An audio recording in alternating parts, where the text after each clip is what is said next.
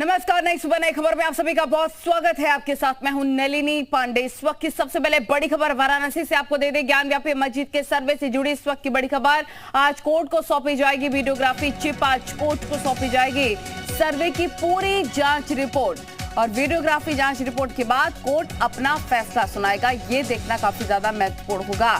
तो आज 17 तारीख और आज का ही दिन निर्धारित किया गया था जब रिपोर्ट पेश करनी थी। तो वीडियोग्राफी जांच की रिपोर्ट आज पेश होगी। बड़ी खबर आपको बता रहे हैं ज्ञानव्यापी मस्जिद के सर्वे से जुड़ी हुई इस वक्त की सबसे बड़ी खबर। आज शहर किसी की निगाह इसी पर होगी कि कोर्ट क्या रुख अपना इख्तियार करता है और वीडियोग्राफी में रिपोर्ट में क्या कुछ सामने आता है। ये इस वक्त की बड़ी खबर आपको बता रहे हैं। और एक और बड़ी खबर दिल्ली से। ज्ञानव्यापी परिसर सर्वे के खिलाफ याचिका पर सुप्रीम कोर्ट में सुनवाई। जस्टिस डीवाई चंद्रचूड़ और पीसी नरसिम्हा की बेंच करेगी सुनवाई। अंजुमन इंतजामिया मस्जिद की मैनेजमेंट कमेटी ने याचिका दी है और सर्वे के आदेश को 1991 प्लेसेस ऑफ वर्शिप एक्ट के खिलाफ बताया है।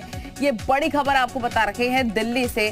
ज्ञानव्यापी परिसर सर्वे के खिलाफ याचिका पर सुप्रीम कोर्ट में सुनवाई और जस्टिस डीवाई चंद्रचूड़ की पीएस नरसिम्हा और बेंच करेगी सुनवाई। अंजुमन इंतजामिया मस्जिद की मैनेजमेंट कमेटी ने याचिका दी है और सर्वे के आदेश को 1991 प्लेसेस ऑफ वर्शिप एक्ट के खिलाफ बताया गया है। तो ये इस वक्त की बड़ी खबर आपको बता रखे हैं कि आप देखिए इस पर बहस भी शुरू होती हुई नजर आ रही है। याचिका के खिलाफ सुप्रीम कोर्ट में सुनवाई। और वाराणसी से खबर आपको बता दें कि ज्ञानव्यापी मामले में अब हिंदू सेना की नई अर्जी दाखिल हो चुकी है। मस्जिद मैनेजमेंट कमेटी के साथ उनके भी पक्ष को सुना जाए। मस्जिद कमेटी की याचिका जुर्माने के साथ खारिज की जाए, ये भी उनके तरफ से मांग की जा रही है। वाराणसी से इस वक्त की बड़ी खबर। ज्ञानव्यापी मामले में अब हिंदू सेना की नई अर्जी दाखिल हो चुकी है। मस्जिद मैनेजमेंट कमेटी के साथ उनके भी पक्ष को सुना जाए और मस्जिद कमेटी की याचिका जुर्माने के साथ खारिज की जाए, ये भी हिंदू सेना की तरफ से ये अर्जी दी गई है।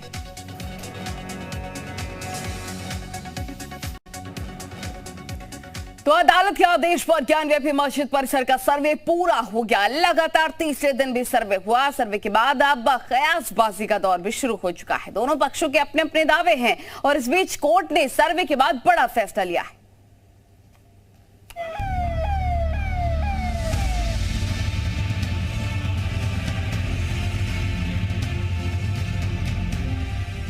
जिन खोजा तिन पाइया, गहरे पानी पैठ, मैं बापुरा बूढ़न डरा, रहा किनारे बैठ। संत कबीर का यह दोहा हिंदू पक्ष के सोहन लाल ने उस सवाल के जवाब में सुनाया जब उनसे सर्वे के बाद सवाल पूछा गया कि बाबा कहां मिल गए। सर्वे के बाद हिंदू पक्ष के वकील ने दावा किया कि जितना सोचा था उससे ज्यादा साक्ष्य मिले हैं। हिंदू पक्ष के सोहन लाल ने कहा बाबा मिल गए। आप कह रहे हैं बाबा मिल गए, कौन से बाबा मिल गए बताइए। सोहन जिसकी नंदी प्रतीक्षा कर रही थी वो बाबा मिल गए। हाँ। क्या कि सब हवा हवाई है। पक्ष कह रहा सब हवा हवाई है, कुछ भी नहीं है हकीकत। प्रत्यक्ष और विशेष कुछ नहीं बता सकते हैं। जो सोचा गया था उससे ज्यादा परिणाम। क्या आज का दिन कितना बड़ा दिन मानते हैं? बहुत बड़ा दिन मानते हैं हम सब लोग। जैसे ही वह समय आया, मस्जिद प्रांगण हर हर महादेव के नारों से घोषित हो गया। हालांकि हिंदू पक्ष के दावे को मुस्लिम पक्ष गलत बता रहा है। तीसरे और अंतिम दिन करीब 2.25 घंटे तक सर्वे चला। परिसर के अंदर सर्वे टीम को शिवलिंग मिलने की बात निकलकर सामने आ रही है। शिवलिंग मिलने की बात सामने आने के बाद वाराणसी कोर्ट ने डीएम को आदेश दिया कि जिस जगह शिवलिंग मिला है उसे तत्काल सील कर दें। वहां पर किसी भी व्यक्ति का प्रवेश वर्जित किया जाए। कोर्ट ने डीएम, पुलिस कमिश्नर और सीआरपीएफ कमांडेंट को यह आदेश दिया है। कोर्ट ने इन अधिकारियों को जगहों को संरक्षित और सुरक्षित रखने की व्यक्तिगत तौर पर जिम्मेदारी दी है। ये अच्छी बात है कि कोर्ट ऑफ लॉ में जो चीजें हैं उनको आप डिस्क्लोज नहीं कर सकते, वो बता नहीं सकते, लेकिन संकेत निश्चित तौर पर दिए हैं। दरअसल ज्ञानव्यापी में सर्वे के लिए तीसरे दिन टीम गई थी। बताया जा रहा है कि वहां टीम को शिवलिंग नजर आया। सर्वे टीम में शामिल हिंदू पक्ष के वकील हरिशंकर जैन ने तुरंत वाराणसी कोर्ट में एप्लीकेशन दी। कोर्ट को बताया गया कि वहां पर शिवलिंग मिला है, ये बहुत ही महत्वपूर्ण साक्ष्य है। सीआरपीएफ कमांडेंट को उस जगह को सील करने का आदेश देने की मांग की गई। सीनियर डिवीजन के जज रवि कुमार दिवाकर ने तुरंत डीएम को उस जगह को सील करने का आदेश दिया। ब्यूरो रिपोर्ट, जी मीडिया।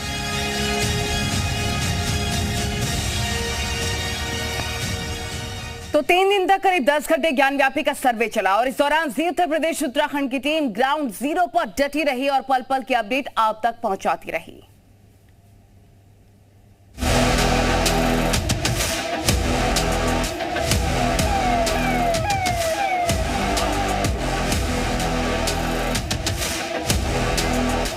सर्वे का तीसरा दिन और चप्पे चप्पे पर तैनात जी उत्तर प्रदेश उत्तराखंड के रिपोर्टर। जो है वो जो राज इतने सालों तक दबा हुआ था, वो राज था कि शिवलिंग मिला है। वीडियोग्राफी से जुड़ी हर छोटी बड़ी खबर सबसे पहले सूबे के नंबर 1 चैनल जी उत्तर प्रदेश उत्तराखंड पर। तो जब उनसे सवाल ये पत्रकारों की ओर से पूछा गया कौन से बाबा मिल गए, उनका कहना है नंदी जिसका इंतजार करते हैं। और जो आज सर्वे हुआ महादेव के नारों से गूंजमय हो गया था वो पूरा इलाका, वो पूरा प्रांगण। अभी भी 15 फीट मलबा जमा हुआ है और सोहन लाल जी कह रहे हैं कि हम एक बार फिर से जाएंगे और ये कहेंगे कि ये वो 15 फीट मलबा भी हटाया जाए और उसे भी हटाकर शिवलिंग सामने आएंगे। आज सोहन लाल के चेहरे की भाव भंगिमा देखिए, बहुत कुछ बयां करते हैं। आज उनके शब्द बहुत कुछ बयां करते हैं कि सबसे बड़ी अपडेट यही है कि जैसे ही अंदर सर्वे पूरा हुआ है, जो चीजें निकल कर आई हैं, गूंज उठी है, यानी कि नारे लगाए गए अंदर हर हर महादेव के। ज्ञानव्यापी मस्जिद का सर्वे बड़ा था, लिहाजा अपने दर्शकों तक हर खबर सबसे पहले पहुंचाने के लिए जी उत्तर प्रदेश उत्तराखंड ने भरोसेमंद रिपोर्टर्स की टीम ग्राउंड जीरो पर उतारी और सर्वे के पल पल का अपडेट दर्शकों तक पहुंचाया। हिंदू पक्ष द्वारा मस्जिद में शिवलिंग के दावे वाली खबर सबसे पहले जी मीडिया ने आपको बताई। सबसे बड़ी बात उनका ये कहना, सोहन लाल की ओर से कहा गया कि बाबा मिल गए। विष्णु जैन ने साफ साफ कहा है कि कहां पर शिवलिंग मिला है। हमने उनसे एक्सक्लूसिव बातचीत की। एक्सक्लूसिव बातचीत में उन्होंने बताया कि शिवलिंग जो है वो नंदी के ठीक सामने तालाब है वहां पर मिला है और तालाब के अंदर शिवलिंग था। पानी जो है वहां से हटाया गया और पानी जब हटाया गया तो उसके बाद शिवलिंग दिखा है। सबसे पहले हमने बताया कि जो हिंदू पक्ष है वो कोर्ट की तरफ रुख कर रहा है, जो चीज मिली है उसको वहां पर प्रिजर्व करने के लिए। सर्वे पूरा होने के बाद कोर्ट कमिश्नर विशाल सिंह ने सबसे पहले जी मीडिया से एक्सक्लूसिव बातचीत की। दोनों पक्षों का क्या कुछ असहयोग रहा? पूरे ईमानदारी से, पूरे निष्ठा से, निष्पक्ष तरीके से कमीशन की कार्रवाई की गई है और दोनों पक्ष की उपस्थिति में बिना किसी भेदभाव के कार्रवाई की गई है कमीशन की। बहरहाल सर्वे की शुरुआत से लेकर सर्वे के खत्म होने तक लगातार जी मीडिया की मेगा कवरेज जारी रही। इस दौरान रिपोर्टर्स हर छोटी बड़ी और जरूरी खबर दर्शकों को देते रहे। ब्यूरो रिपोर्ट, जी मीडिया।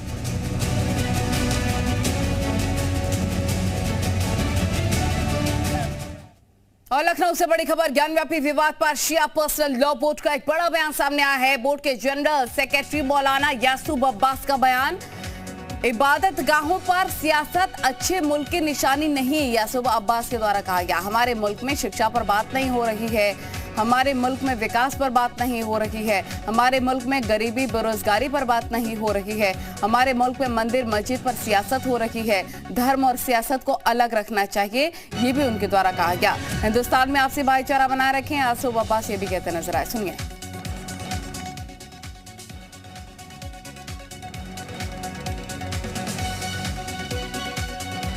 तो ये बड़ी खबर आपको बता रहे ज्ञानव्यापी विवाद पर। उन्होंने कहा हमारे मुल्क में विकास पर बात नहीं हो रही है और साथ ही उन्होंने कहा ज्ञानव्यापी विवाद पर। बड़ी खबर लखनऊ से, योगी के मंत्रिमंडल संग पीएम मोदी की बैठक और सीएम आवास पर पीएम मोदी ने की है मंत्रियों के संग मीटिंग। सीएम योगी के मंत्रियों की मीटिंग में पीएम मोदी ने कहा आराम का समय नहीं है, 2024 की तैयारियों में जुटे, क्षेत्र में ज्यादा से ज्यादा समय दें, सरकार की योजनाओं पर ध्यान दीजिए। उनके द्वारा यह भी कहा गया है पात्रों तक योजनाओं का लाभ जरूर पहुंचे, ये भी प्रधानमंत्री नरेंद्र मोदी की तरफ से स्पष्ट किया गया है। तो बड़ी खबर आपको बता रहे हैं कि टीम योगी को मोदी का मंत्र, क्या कुछ उन्होंने कहा। लखनऊ में मीटिंग के बाद पीएम मोदी का ट्वीट सामने आया है। योगी कैबिनेट के साथ तस्वीर की ट्वीट, गुड गवर्नेंस को लेकर बैठक में चर्चा हुई है, ये भी प्रधानमंत्री नरेंद्र मोदी के द्वारा ट्वीट किया गया है। ईज ऑफ लिविंग पर भी चर्चा हुई, ये भी प्रधानमंत्री नरेंद्र मोदी के द्वारा कहा गया है ट्वीट के माध्यम से। बड़ी खबर आपको बता रहे, जब मीटिंग खत्म हो गई तो लखनऊ में मीटिंग के बाद पीएम मोदी ने ट्वीट किया, योगी कैबिनेट के साथ तस्वीर भी साझा की, गुड गवर्नेंस को लेकर बैठक में चर्चा हुई। ये प्रधानमंत्री के द्वारा कहा गया। ईज ऑफ लिविंग पर भी चर्चा हुई, ये भी प्रधानमंत्री नरेंद्र मोदी के द्वारा ट्वीट किया गया।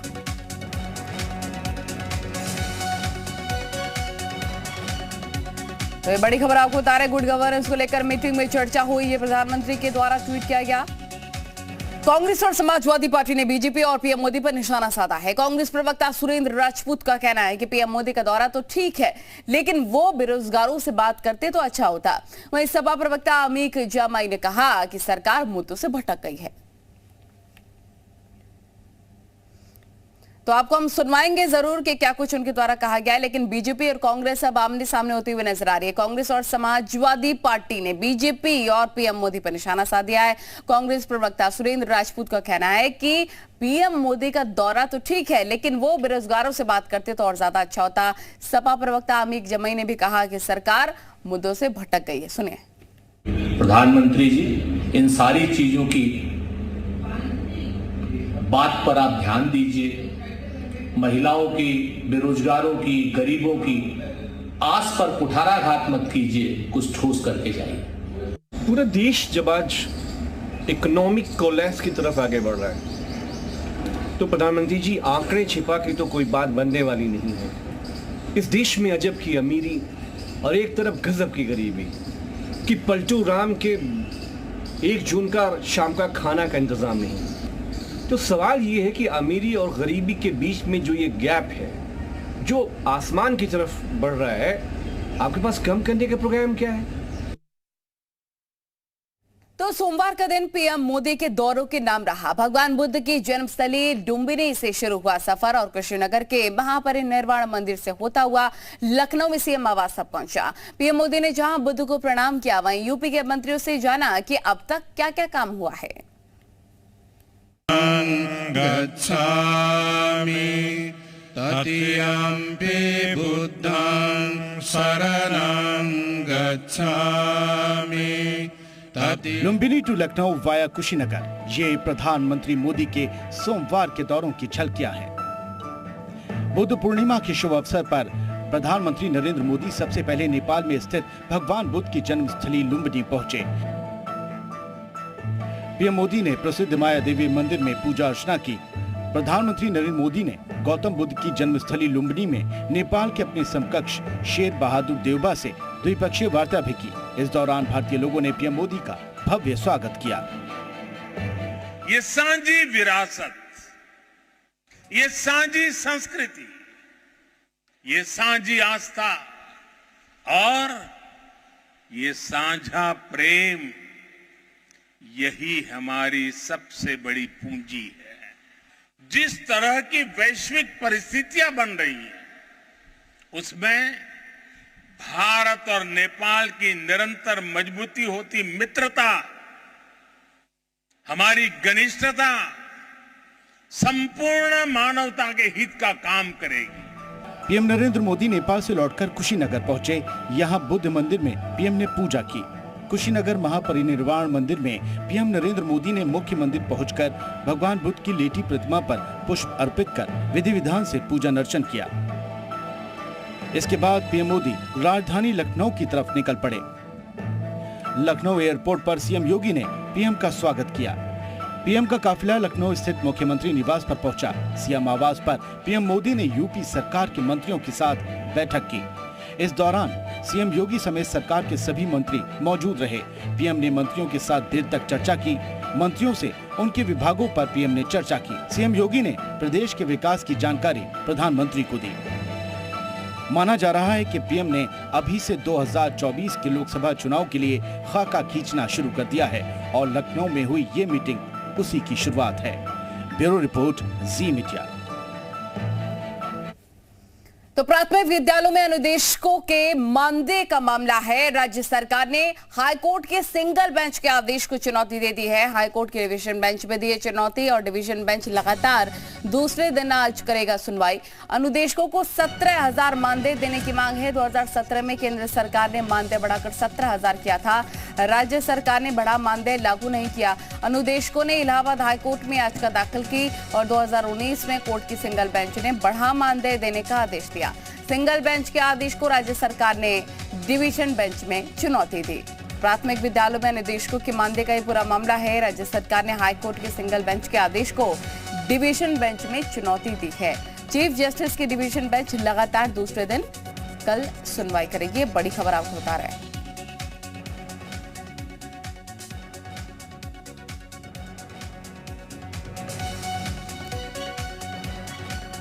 तो राजेश सिंह चौहान का टिकैत भाइयों पर एक बड़ा हमला सामने आया है। टिकैत ब्रदर्स राजनीति में दिलचस्पी ले रहे थे। राजेश चौहान के द्वारा कहा गया संगठन को राजनीतिक दलों के कठपुतली बना दिया गया था। राजनीतिक दखल अंदाजी के चलते नया संगठन बनाना पड़ा। बीकेयू महेंद्र सिंह टिकैत के सिद्धांतों से भटक गई थी। राकेश टिकैत और नरेश टिकैत ने कार्यकर्ताओं की बात नहीं सुनी। मैंने दिल से दोनों भाइयों का समर्थन किया। राजेश चौहान के द्वारा कहा गया दोनों भाई राजनीति के चक्कर में पड़ गए, ये भी उनके द्वारा कहा गया। हम लोग 33 साल से महात्मा टिकैत के सिद्धांत की घुट्टी पी रखे हैं। हमें अराजनैतिक रहने का पाठ महात्मा जी ने पढ़ाया और जब हमें लगा कि हमारे मित्र और हमारे सहयोगी लोग पूरी तरह एक दल विशेष के मुखौटा बनते जा रहे हैं, धीरे धीरे करके किसान यूनियन न बन के विपक्ष की भूमिका राजनीतिक दल की तरह करने लगे, तो हमारी मजबूरी थी कि महात्मा टिकैत के सिद्धांतों को बचाना है। तो यूपी के हरदोई में खनन माफिया के खिलाफ प्रशासन का एक्शन देखने को मिला है। अवैध मिट्टी खनन की सूचना के बाद प्रशासनिक अमले में दल बदल के साथ छापेमारी भी शुरू हो गई है। पुलिस की कार्रवाई को देखते हुए खनन माफिया मौके से भागने में कामयाब रहे। पुलिस और प्रशासन ने कार्रवाई के दौरान मौके से 4 ट्रैक्टर ट्रॉली और एक जेसीबी मशीन को बरामद किया। प्रशासन और पुलिस अब खनन माफिया का पता लगाकर कार्रवाई में जुट गई है।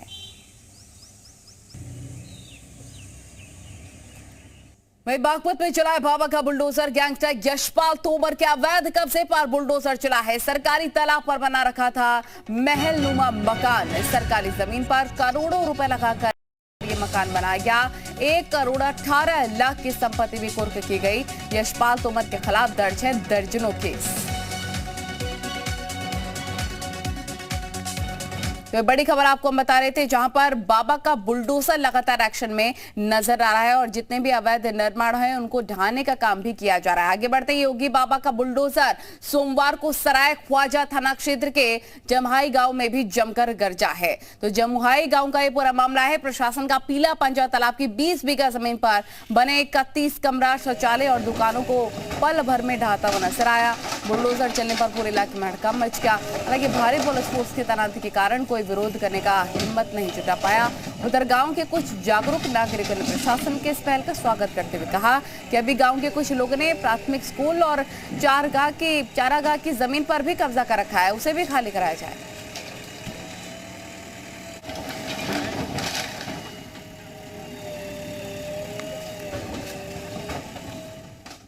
और अब खबर नोएडा से निकल रही है, जहां पर एक कलयुगी बहू ने परिवार को खाने में नशीला पदार्थ खिलाकर बच्चों को लेकर फरार हो गई। दरअसल घर की बहू ने सब्जी में नशीला पदार्थ मिलाकर परिवार को खिला दिया, जिसके बाद महिला गांव के रविंद्र के साथ बच्चों को लेकर फरार हो गई। नशीला पदार्थ खाने से परिवार के चारों सदस्यों की स्वास्थ्य बिगड़ गए, जिसके बाद बीमार परिवार वालों को GIMS अस्पताल में भर्ती कराया गया। मामले में पुलिस को तहरीर मिलते ही मौके पर ACP SHO पहुंचे, जांच पड़ताल की कार्रवाई शुरू की। पूरी घटना दनगौर थाना क्षेत्र की बताई जा रही है। लगभग 45 वर्षीय युवती रात में खाना बनाई, उसमें कुछ नशीला पदार्थ मिला दिया और परिवार वालों को खिला दिया, जिससे वो नींद में आ गए। उसके पश्चात अपने सभी बच्चों को लेकर के अपने गांव के ही एक परिचित रविंद्र के साथ कहीं चली गई है। जो भी नशीला सब्जी खाए थे, उनको हॉस्पिटल में तत्काल पुलिस द्वारा भर्ती कराया गया। उनका उपचार हो रहा है, उनका स्वास्थ्य स्थिर है। इसमें परिवार की तरफ से एक तहरीर प्राप्त हुई है, अभियोग पंजीकृत किया जा रहा है, अन्य वैधानिक कार्रवाई की जा रही है। रामपुर के थाना भोट इलाके में पुलिस द्वारा पीला खार नदी के पास ग्राम उस्मानपुर के जंगल में मुठभेड़ के दौरान एक बदमाश को गिरफ्तार किया गया। मौके से एक तमंचा, 315 बोर, 2 खोखा कारतूस, 3 जिंदा कारतूस, एक रास गौवंश, बछड़ा और पशु वध करने के उपकरण बरामद किए गए हैं। घायल बदमाश को उपचार के लिए जिला हॉस्पिटल रामपुर में भर्ती कराया गया। बदमाश का साथी जंगल का लाभ उठाकर मौके से भाग निकलने में कामयाब हुआ।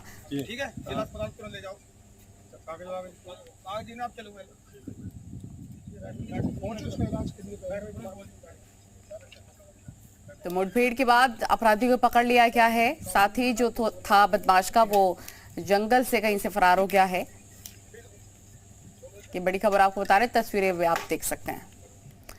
मैं गोरखनाथ मंदिर में एसपी सिटी के नेतृत्व में मॉकड्रिल ऑपरेशन चलाया गया। अगर कोई आतंकवादी अगर मंदिर परिसर में घुसता है तो किस तरह पुलिस उस स्थिति से निपटेगी, इसे लेकर मॉकड्रिल ऑपरेशन चलाया गया। इस दौरान जिले के तमाम बड़े अधिकारी भी मौजूद रहे।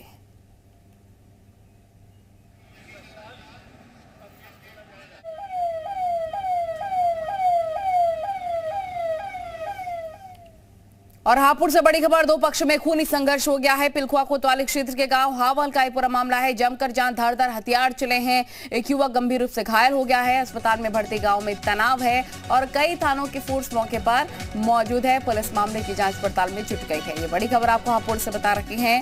गांव में तनाव का माहौल देखने को मिल रहा है, लेकिन कई थानों की पुलिस फोर्स भी वहां पर मौजूद है। 2 पक्षों में झड़प का मामला, जिसमें धारदार हथियार भी चले। वहीं मुरादाबाद से एक हैरान कर देने वाली खबर सामने आई है। यहां पर 60 लोगों ने परिवार से राष्ट्रपति से इच्छा मृत्यु की मांग की है। ये सभी कर्मचारी पेपर मिल में काम करते थे, लेकिन 2 दशक पहले इन कर्मचारियों को मिल से निकाल दिया गया था। अब इनके पास कुछ काम करने को नहीं है। ये लोग सीएम योगी के पास गुहार लगा चुके हैं। अब 60 कर्मचारियों ने राष्ट्रपति को पत्र लेकर इच्छा मृत्यु की मांग की है। इस फैक्ट्री में काम करते थे, इन्होंने धोखा देकर हमें निकालने से पहले हमें इन्होंने ये बोला था कि जब ये अभी चले, इन्होंने मतलब कि उस पर दिए, वो बोल दिया कि हमने बेच दी। इन्होंने बेची नहीं, इन्होंने ये हमें कह कर निकाला है। ये कहे जब ये चलेगी तो तुम्हें रखा जाएगा। अब हम 8 महीने से यहाँ बैठे हैं, हमारी कोई सुनवाई नहीं हो रही किसी तरीके की भी। हम यही चाहते हैं कि हमें जो हम बाहर बैठे हैं हमें पैसा मिल जाए या हमें अभी तक किसी ने हमारी कोई सुनवाई नहीं करी। प्रशासन मेरे मालिक के साथ है, मजबूर होकर हमें यह कदम उठाना पड़ा। तो इसमें आपने किसको लेटर दिया था? हमने 9/2/22 को राष्ट्रपति, माननीय राष्ट्रपति जी, माननीय सुप्रीम कोर्ट मुख्य न्यायाधीश। वहीं अलीगढ़ में मामले कहासुनी को लेकर कलयुगी बहू ने सास और ननद के साथ जमकर मारपीट की। मारपीट के चलते ननद और बुजुर्ग सास दोनों को काफी चोटें भी आई हैं। मारपीट की सारी घटना कैमरे में कैद हो गई है, जिसके बाद पूरी घटना का लाइव वीडियो इन दिनों काफी वायरल हो रहा है। वायरल वीडियो में साफ देखा जा सकता है कैसे बहू ननद को पीटती हुई नजर आ रही है। इस मामले की शिकायत बुजुर्ग महिला ने पुलिस में की। इसके बाद भी पुलिस पर कार्रवाई न करने का आरोप लग रहा है।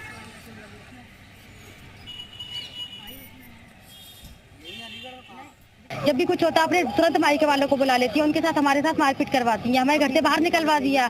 हम पुलिस के पास गए, पुलिस ने हमारी कोई मम्मी बोली बेटा मुझे पानी तो निकालने दे, पानी नहीं निकालने दिया। मेरी माँ के साथ इन्होंने फिर मारपीट करना शुरू कर दी। उसके बाद जब मेरी चीख लगाई तो मेरी बहन और मैं दोनों भागी। हमने बुकारा तो उसने मेरा गला पकड़ लिया मेरा यहाँ से, ये मेरे यहाँ मार ये करा यहाँ पे, और ये मेरे सर में इन्होंने ये चोट मारी। वहीं मैनपुरी शहर कोतवाली पुलिस ने मैनपुरी में लगातार हो रही लूट और टप्पेबाजी की घटनाओं को अंजाम देने वाले 2 आरोपियों को गिरफ्तार कर लिया है, जबकि एक आरोपी पुलिस को चकमा देकर फरार हो गया। पकड़े गए आरोपी के पास से पुलिस ने 65,000 रुपए नकद, 2 तमंचे, कारतूस भी बरामद कर लिए हैं। पकड़े गए आरोपी का बड़ा आपराधिक इतिहास बताया जा रहा है। पकड़े गए आरोपी पहले भी लूट और चुनौती के अलावा टप्पेबाजी की घटनाओं को लेकर जेल में बंद रह चुके हैं। एक व्यक्ति पैसे निकाल के 2 लाख रुपए में जा रहे थे, इन्होंने टप्पेबाजी करके उसके पैसे निकाल लिए।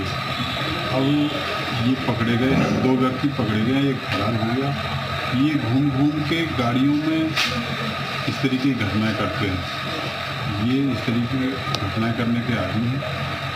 2 पकड़े गए हैं जिनसे 65,000 रुपये, 2 तमंचे और 2 खोखा, 2 कारतूस पकड़े गए। और इसी के साथ फिलहाल इस बुलेटिन में इतना ही, लेकिन जी उत्तर प्रदेश उत्तराखंड पर खबरों का सिलसिला लगातार जारी है।